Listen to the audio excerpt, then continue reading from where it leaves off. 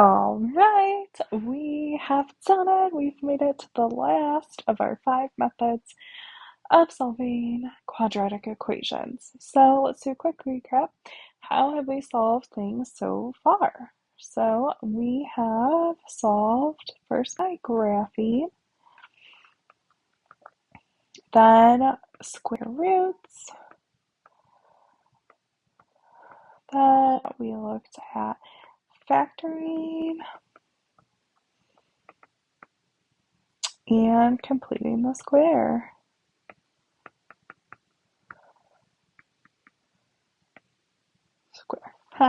All right, so now today we're going to talk about the very last version of solving quadratics, which is the quadratic formula.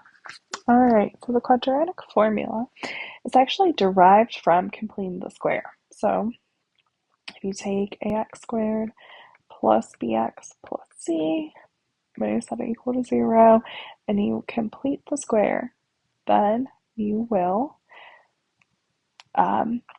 get this formula. So, yeah, a lot of people memorize this formula by song,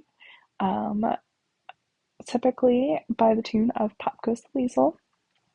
And you can watch all sorts of videos out there of this, right? But it goes something like x is equal to negative b plus or minus the square root of b squared minus 4ac all over 2a. And then you sing over and over and over again. Alright, so steps for solving with this is fairly straightforward. A couple things that you have to do is make sure your equation is in the standard form. And big thing here is it has to be set equal to 0. Then you're going to plug in your equation's values for a, b, and c into the formula, and you're going to simplify. Keeping in mind, our friend, the order of operations. We don't want to make any mistakes here with that. All right, so let's see this in action. So first things first, I have my quadratic. It's in standard form. It's set equal to 0. So we need to know what's A, what's B, and what's C.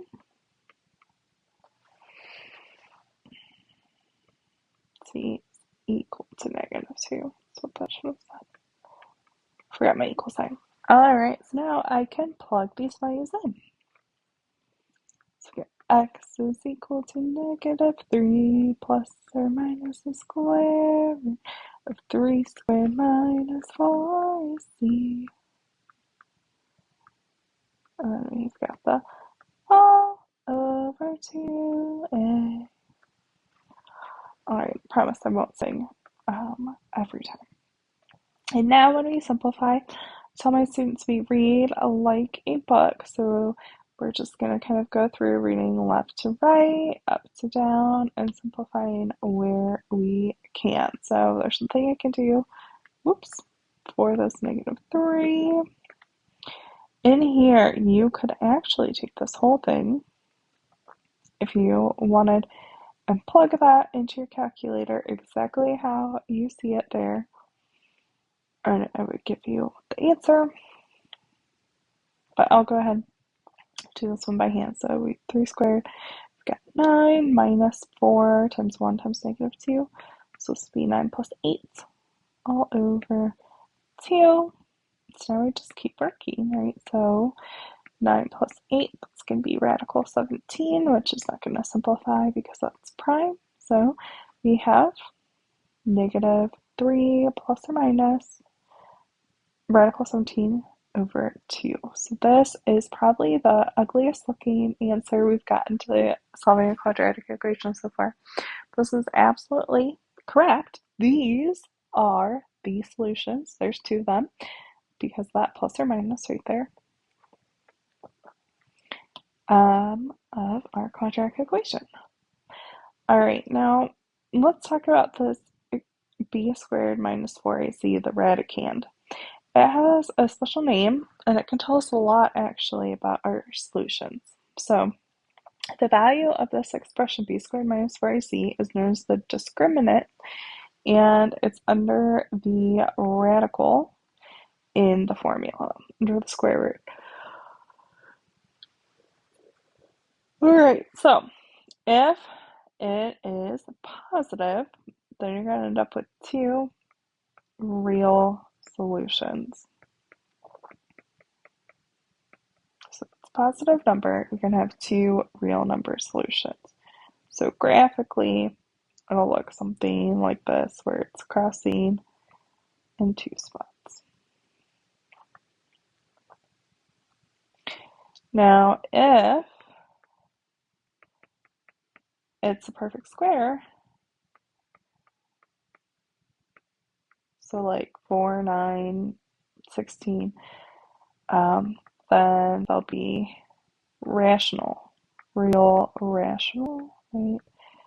If they are not, though, like 17, for example, was, they'll be irrational.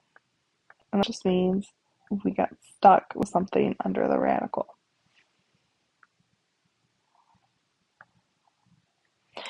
All right, if it's 0, that's only going to happen if you have one real rational solution.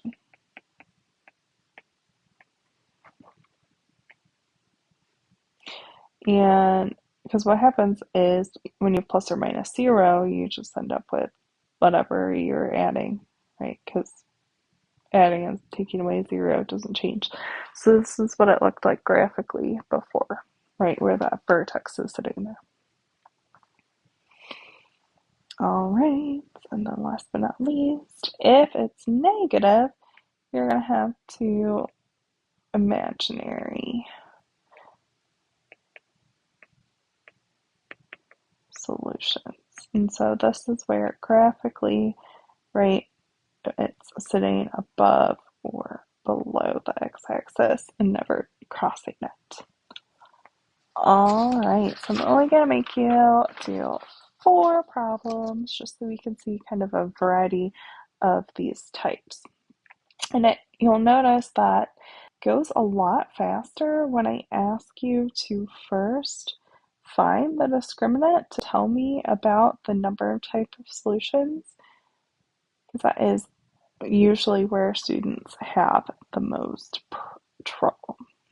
All right, so the first thing I do is add 3 to both sides here. So I have 2x squared minus 5x plus 3 is equal to 0.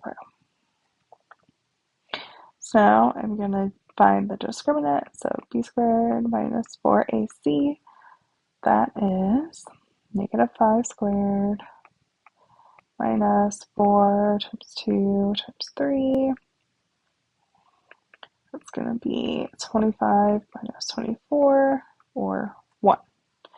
So this means I'm going to have,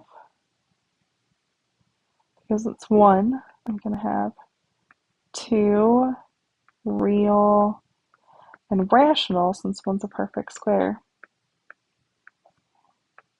solutions.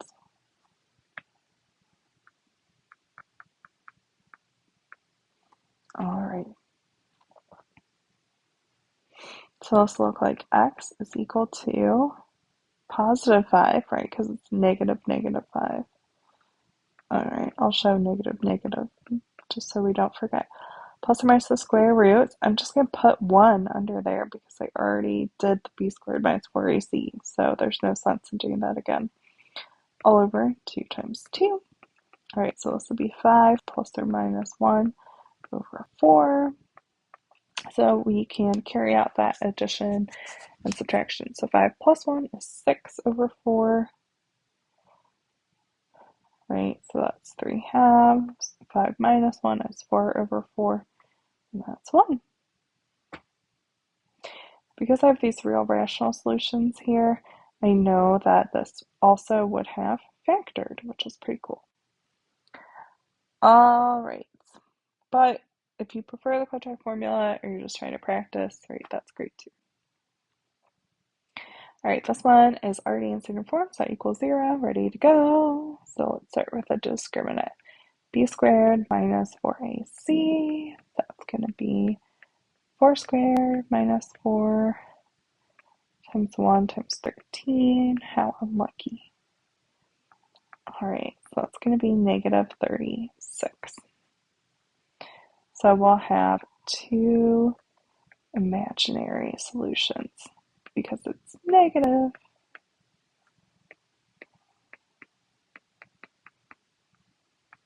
All right, so because I have two imaginary solutions, we're going to use I.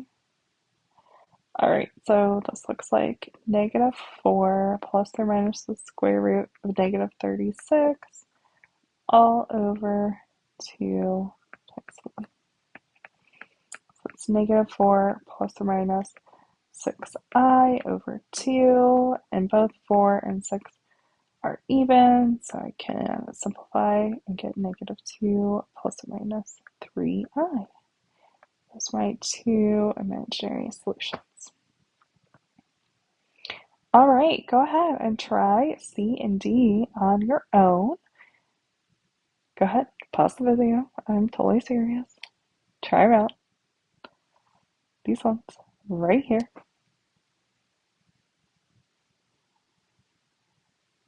All right, welcome back. So this first one needs a little bit of an update, right? So got x squared, we gotta subtract 2x from both sides so that it's equal to 0. Now I can do b squared minus 4ac, that discriminant, we have negative 2 squared minus 4 times 1 times negative 1.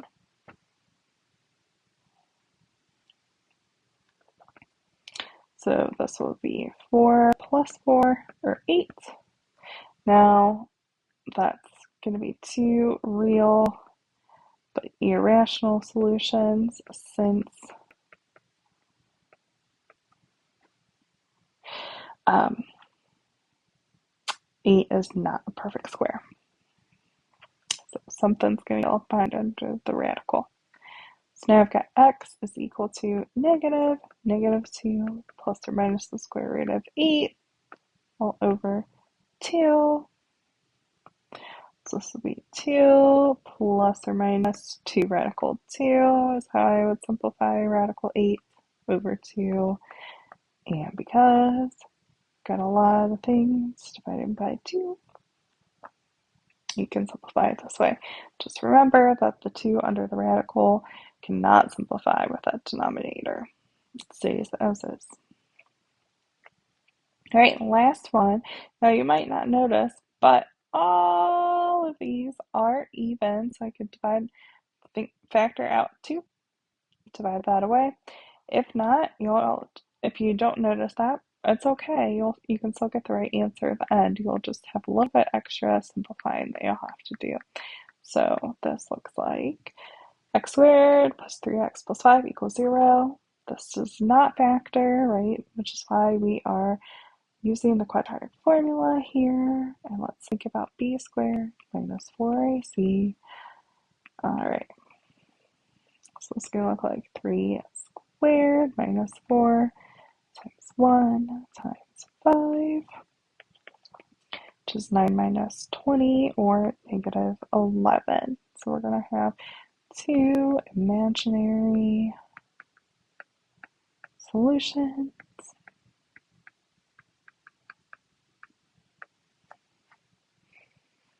All right, so this is going to look like x is equal to negative 3 plus or minus the square root of negative 11 all over 2, which will be negative 3 plus or minus I radical 11 over 2.